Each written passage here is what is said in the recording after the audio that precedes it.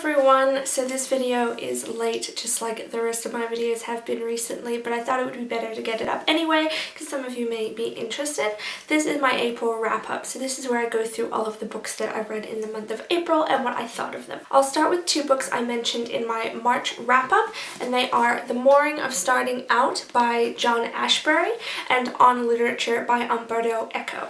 At the time of the last wrap-up, I was reading both of these, so I did finish the John Ashbery collection. This is his first 5 collections of poetry, all bound up into one. I really enjoyed this. I think John Ashbery is a fantastic poet, and I thoroughly enjoyed reading this. I gave this 3 out of 5 stars. Next was Umberto Eco's On Literature. This is a collection of essays written by the novelist and philosopher Umberto Eco.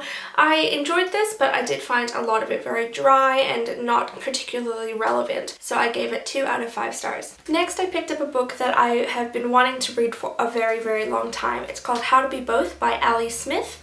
It's a bit of an experiment because it's told in 2 parts, and depending on which printing you got, the parts are in different orders. Either the part told in the 17th century goes first, or the part told in the 21st century goes first, and depending on which printing you get, your story is slightly different. So like I said, it follows 2 different plot lines. In the 21st century, it follows a woman whose mother has died and how she is coming to terms with that and dealing with her mother's past and remembering a trip they took to Europe together. The historical part of the novel follows a painter from, I think, 16th century Italy, who is actually a woman but masquerading as a man in order to get work, and painted one of the frescoes that the woman in the 21st century is talking about as she remembers her trip with her mom. I really enjoyed this novel a lot. It was exactly what I wanted it to be. It was really, really well written, and I thoroughly enjoyed both parts of it. I read the edition that had the 21st century at the beginning and then finished with the historical part, and I really, really liked the way that that worked out. I don't think I would have liked it as much as the other way,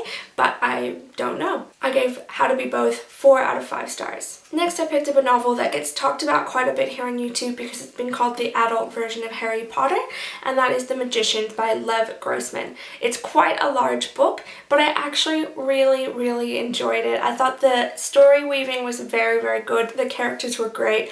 There are immense similarities between Harry Potter and this story, but I think there are enough differences to make it very interesting. The characters in this story are obsessed with a series for young children that is almost identical to the Lion, the Witch and the Wardrobe series by C.S. Lewis, so there are a lot of similarities, a lot of callbacks to other fantasy novels and series that exist in the real world.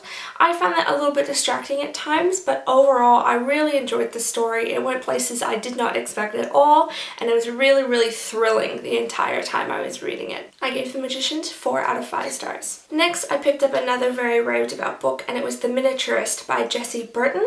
People talk about this all the time on YouTube as a very, very good example of a kind of historical mystery thriller written in the modern day, but about 19th century Scandinavia.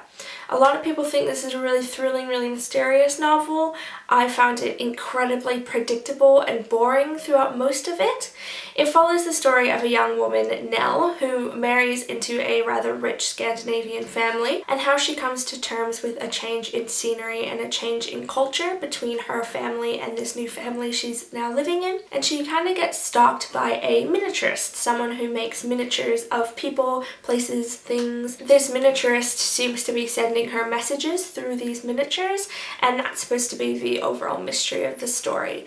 But I found that Burton was trying to say way, way, way too many things in this entire story. She tried to discuss race, she tried to discuss sexuality, she tried to discuss class, and it just seemed way too much. It overwhelmed the novel, and I found a lot of what actually happened really predictable, so it made the things that she was trying to discuss and draw attention to really stand out. I gave The Miniaturist 2 out of 5 stars. Next, I picked up a graphic novel. This is This One Summer by Jillian, Tamaki, and Mariko Tamaki.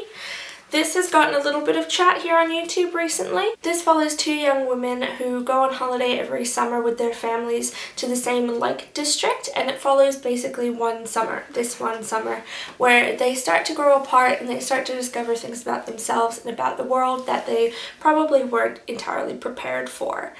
This book's received a lot of criticism for being rather slow and not very plot driven, but I found it really gentle and really accurate of what adolescence really feels like. I feel like a lot of teen novels have so much drama in them, and very few kids have very dramatic adolescences. Usually it's things like this where something happens to a stranger and you have to deal with how you feel about that. It's got nothing to do with you, but it impacts you in a really different way because you're full of hormones and have no idea what's going on. I really enjoyed this story a lot, and I would recommend it. It is a slow read, but I really enjoyed it. I thought it was gentle and really beautifully done. I gave this one Summer 4 out of 5 stars. Next, I read a classic. This is Brideshead Revisited by Evelyn Waugh. I've been meaning to read this for many years and finally picked it up this month. No idea what it was about. When I first started reading it, I was really disappointed to see it was going to be a war novel, but it actually isn't really. It begins and ends with a war, but in the middle it's not so much about that. I found immense similarities between this story and The Secret History by Donna Tartt in the way that it's told in reminiscent narration by a lower class man trying to infiltrate the culture and social group of a higher social class. But there's a lot more to this one, and ultimately it's a discussion of religion that I'm not particularly interested in, but is really reminiscent of the time. I really enjoyed the characters, all except for Sebastian. I thought he was very poorly handled and didn't enjoy it at all. But overall, I did enjoy the story and I thought it was written really well, so I gave it 4 out of 5 stars. Next, I read a book that's actually written by one of my friend's mothers. This is Panthers in the Museum of Fire by Jen Craig. It's a very short kind of novella, memoir type story following her thoughts as she walks from Glebe to Surrey Hills in Sydney. So she follows a really recognizable track for me because I walk that pretty regularly as well, and so I really enjoyed seeing her talk about things that I have also seen on a regular basis.